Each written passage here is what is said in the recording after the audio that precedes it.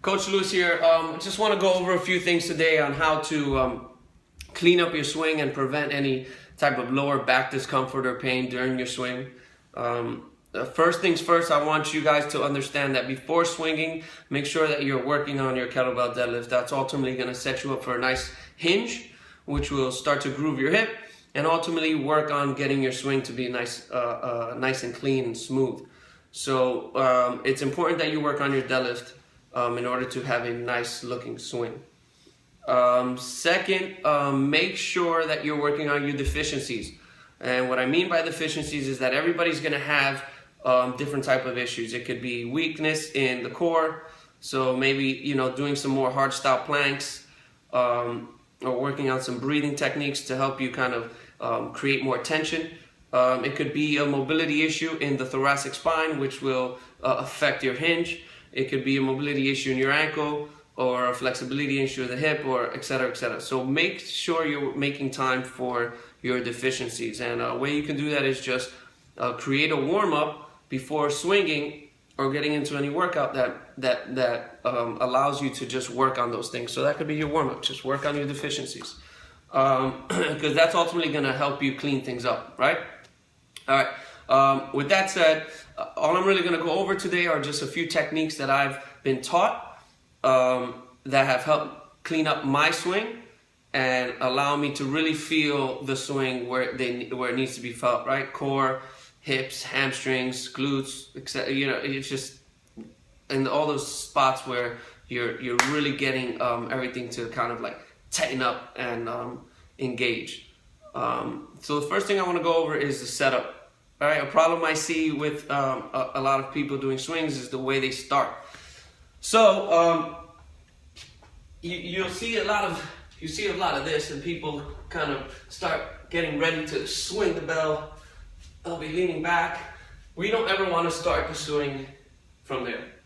So you want to create some type of space between you and the bell when you set up your swing. So the way I like to do it, and the way I was taught, which really kind of it's a cool little trick, and it creates a nice space between you and the bell. It's just taking a foot, so the toe is going to be in front of the bell, and then you're going to go half a foot, and then you're going to take a step to the side, another step to the side, and you've created this space. It's about 2.5 feet from you and the bell, right?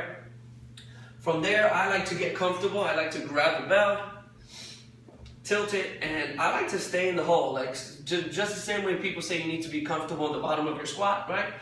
I like to be comfortable in this hinging position here. So I'll hang out here, take a few breaths, make sure everything's feeling engaged. So my lats, my hammies, my hips, everything's nice and ready to go. So all we're gonna work on here is just a hike and park. So be aggressive with your hike.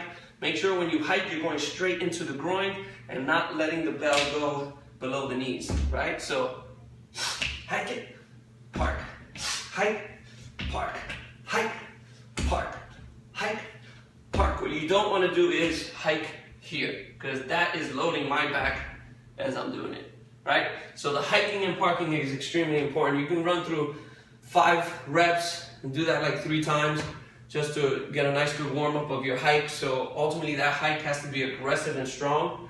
And make sure you're doing a nice breathing match. So nice sniff as you go in, exhale as you park.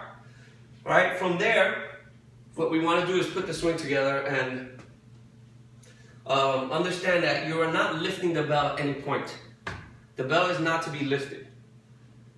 Right? It's a ballistic movement.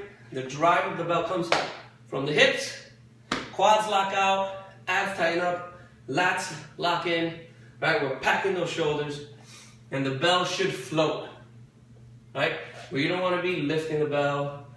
I know there's a lot of people who do the CrossFit version of the bell, which is overhead. We're going to kind of eliminate that, because most people can't even keep their back straight as they're going overhead. So I don't like to teach that version. Not saying there's anything wrong with it, but the majority of people can't go overhead with weight and keep their rib cage and lower back in place. So let's go over the hiking and the swing.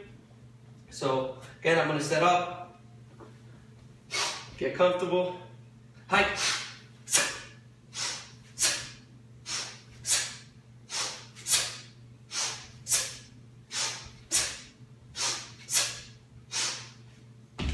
So, a few things to take away from there is, as I'm driving, I'm taking a nice sniff, hiking, hissing on the way out, making sure that the glutes, the quads, the abs, and the lats are on at the same time. And then I'm kind of playing chicken with the bell. And I'm just gonna let it fall, let it fall, let it fall, and drive. Let it fall, let it fall, let it fall, and drive. Right? Think about the top of your swing as a vertical plank. So, we're here, and everything's tight. You wanna also, one thing that helped me was just pretend somebody is pulling you with the string from the top of your head so that you're not leaning back and you're nice and tall at the top of your swing. All right? So I'm gonna do a few more. Tall, tall, tall, tall.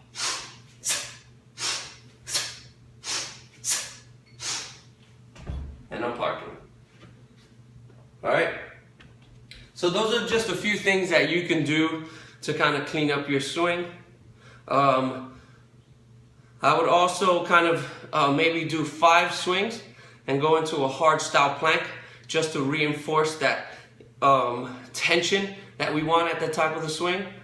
So for those of you who don't know what a hard style plank is, you're basically in a plank position on your forearms.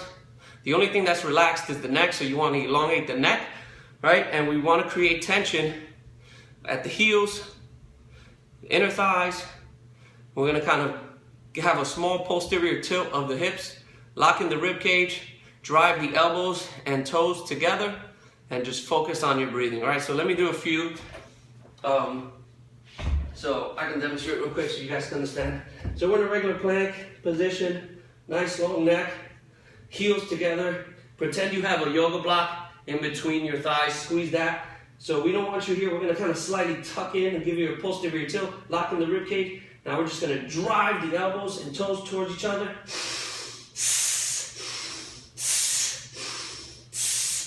And you want to create as much tension as you possibly can. You know, I'll do anywhere from 8 to maybe like 12 breaths. Even 5 of them would be great. So like, let's say you're gonna do 5 swings, 5 hard style plank, breathing planks. Boom, do that 5 times is a great way to kind of get the nervous system ready and just to reinforce that tension that we want to create at the top of the swing. So just to just take away the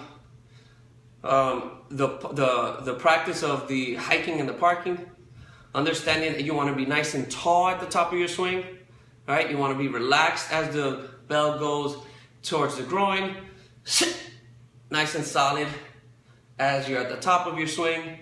Watch neck position, just make sure you're nice and tall. Think about that string being pulled and you're in a vertical plank, nice and tight, right? I also recommend you to record yourself and see your progress in your swing. That's really gonna tell you where you need to work at, right? So if you're extending through your lower back, you know you might need to kind of learn how to extend through your hips or, you know, strengthen your core a bit. So hopefully that helps you out.